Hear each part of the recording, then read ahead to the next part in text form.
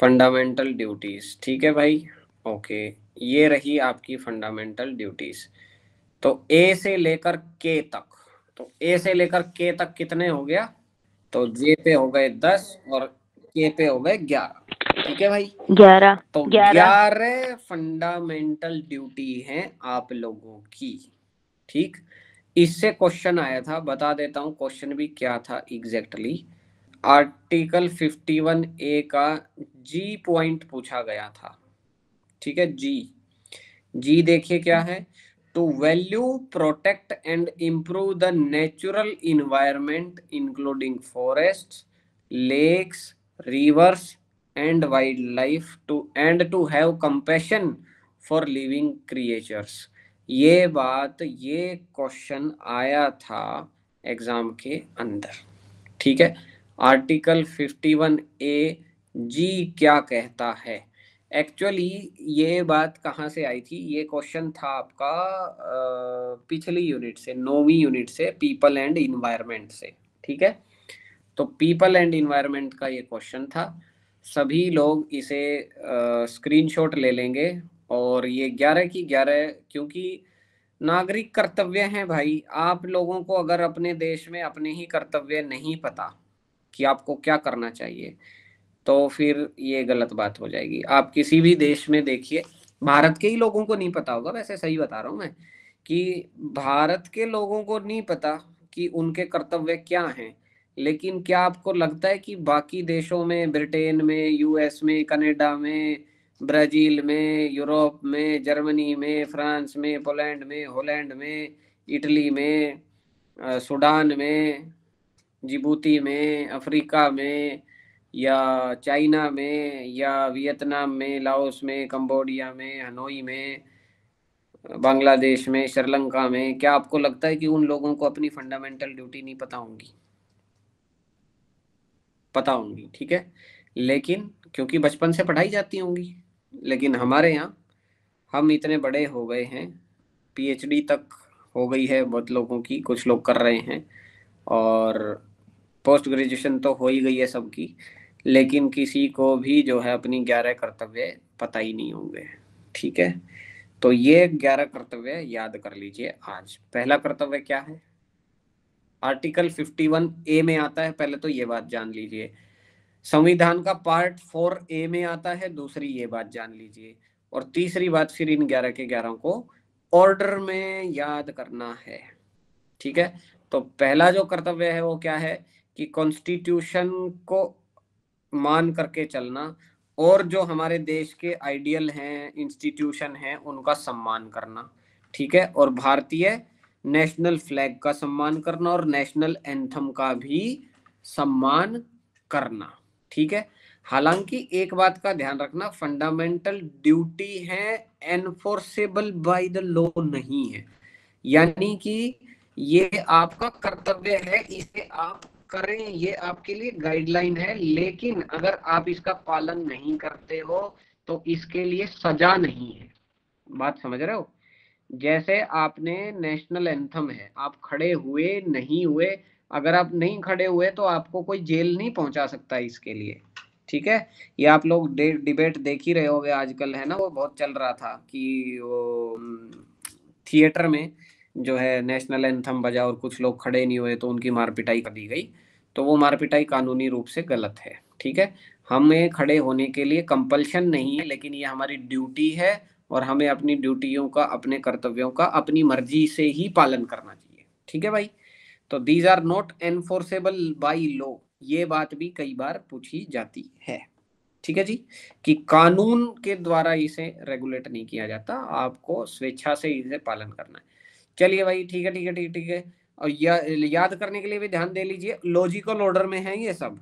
ठीक है। Logical order कैसे चलेगा देखते जाओ। सबसे पहले तो देश में है तो कानून, देश का जो कॉन्स्टिट्यूशन है उसका रिस्पेक्ट करो, यहाँ के आइडियल्स का रिस्पेक्ट करो, कॉन्स्टिट्यूशन के हिसाब से चलो, एंथम को सपोर्ट करो, और अपना नेशनल फ्लैग को ऐसे मत कहीं भी फेंक दो, और ये सब काम नहीं करने। ठीक है। अब आ जाओ दूसरे पे। सेकंड आपकी ड्यूटी क्या है? To cherish and follow the noble ideals and which inspired our free Indian freedom struggle. जैसे महात्मा गांधी जैसे, नेताजी सुभाष चंद्र बोस जैसे, सरदार वल्लभ भाई पटेल जैसे, स्वामी विवेकानंद, स्वामी दयानंद जी, और इन सब लोगों को हमें, अशफाकुल्ला खान, हमने सबका क्या करना है, सम्मान करना है। सब हमारे लिए क्या है, सब इंस्पिरेशंस हैं। ठीक है, तो अपने जो, अब देश का सम्मान हो गया, तो देश के जो, जिन्होंने देश की आजादी दिलाई, उनको भी सम्मान करो। ठीक है, दो बातें हो गई। तीसरी बात आ जाओ, to uphold and protect the sovereignty, integrity and unity of India. Bharat की संप्रभुता, एकता और अखंडता को प्रोटेक्ट करना और बनाए रखना।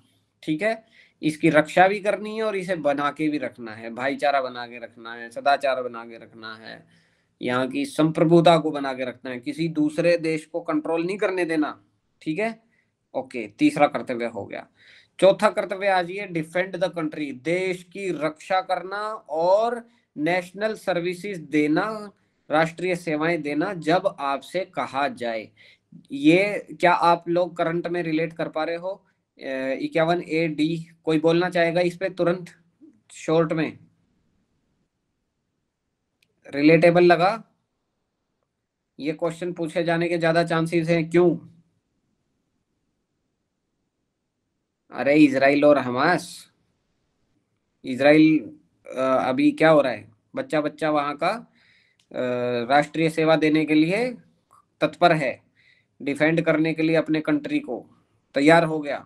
ठीक है, तो ऐसे ही हमें भी जरूरत पड़ी तो हमने ये फंडामेंटल ड्यूटीज में डाला हुआ है, हमें जब देश बुलाए तो हमें बॉर्डर पे भी जाना पड़ेगा, देश की रक्षा करनी पड़ेगी। अपना देश की रक्षा कौन करेगा? हम करेंगे, हम करेंगे। ठीक है भाई, अच्छा, चार बातें हो गई। पांचवी बात क्या कहती है कि हमें हार्मनी बना के रखनी है, ब्रदरहुड बना के रखना है, आपस में एक दूसरे के रिलीजन का जो है भाई सम्मान करना है, बराबरी के लिए भाषा का सम्मान करना है, मतलब दूसरे के जाति को, भाषा को, वो कहाँ से आता है, जो भी डाइवर्सिटी है हमारी, और जो क्या कहते हैं, महिलाओं का जो सम्मान है, वो सब हमें, भाईचारा और सदाचार, आपसी जो है एकता, आपसी जो है इक्वेलिटी, ये बना करके रखनी है। कौन सा आर्टिकल बोलता है?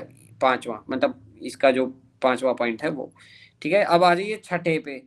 तो छठा पॉइंट बोलता है कि हमें हमारे देश की जो रिच हेरिटेज है, हमारे कल्चर की, उसे बचा करके रखना है। जैसे हमारे फेस्टिवल्स, जैसे हमारे त्योहार, जैसे हमारे मेले, जैसे हमारी जो क्या कहते हैं, पहनावा, और ये सारी चीजें। ठीक है, इन सब को हमें क्या करना है? प्रोटेक्ट करना है, बचाना है, वैल्यू करनी है, सम्मान देना है।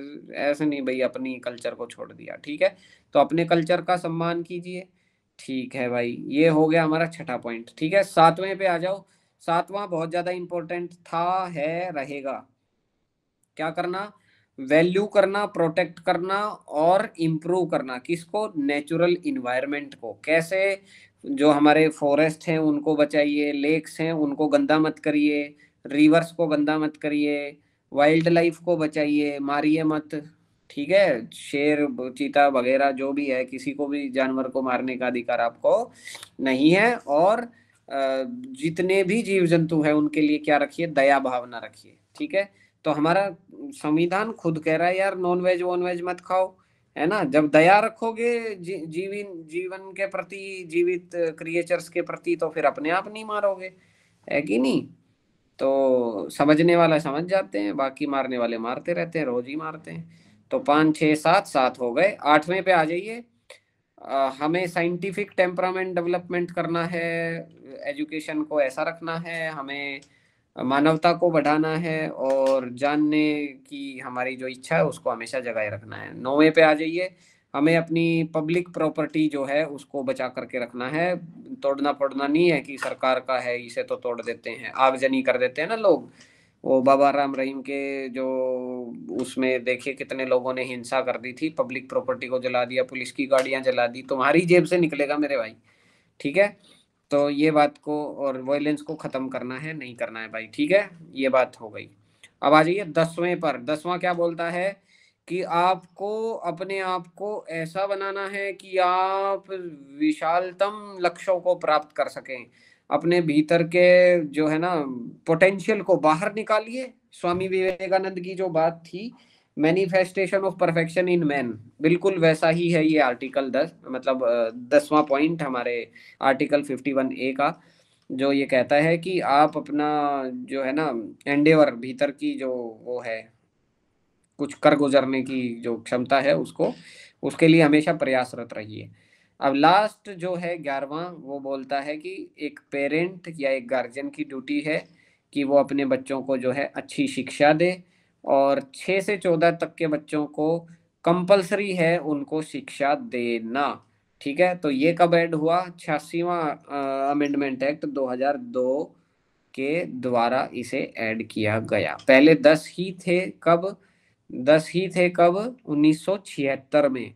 76 के बाद 2002 में 11वां जोड़ दिया गया, 11वीं ड्यूटी जोड़ दी गई कि बच्चों को एजुकेशन देना 6 से 14 वर्ष के बीच में खास करके ये ड्यूटी है सभी पेरेंट्स की या गार्जियन की। अब भाई किसी के पेरेंट ना हो तो फिर चाचा ताऊ जो भी, मामा जो भी ख्याल रखते हो, तो उनकी ड्यूटी बनती है। अब इन 11 में से जो सबसे ज्यादा पूछे जाने वाली क्वेश्चन बनता है, 3 बनते हैं, बता देता हूँ तीनों के तीनों। पहला है आपका जी। जी यानी कि 7वां। ठीक है, 7वें पे जी बनता है। जी सर इसमें नहीं, टिक टिक नहीं हो पा रहा करिए ना अभी, स्क्रीन वो पे। ये स्क्रीनशॉट लेना पड़ेगा टिक करने के लिए। ठीक है, तो चलो ले लेता हूँ, कोई बात नहीं, कर देते हैं। लो, अभी इससे टिक कर देते हैं। तो आपका है जी, और जी के बाद में साइंटिफिक टेम्पर वाला एच। ठीक है, और लास्ट के। ठीक है, ये तीनों आप लोगों को मोस्ट इम्पोर्टेंटली कर लेना है, जी, एच और के। और अच्छी बात है अगर 11 के 11 याद रख लो तो G is your I think 7th 8th and 11th। ठीक है जी, 7वां 8वां और 11वां। क्लियर?